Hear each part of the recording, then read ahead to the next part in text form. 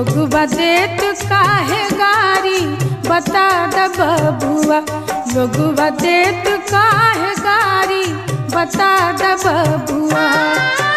राम जी से पूछे जनकपुर के नारी बता द बबुआ, लोगवा देत काहे गारी बता द बबुआ, लोगवा देत काहे गारी बता द बबुआ।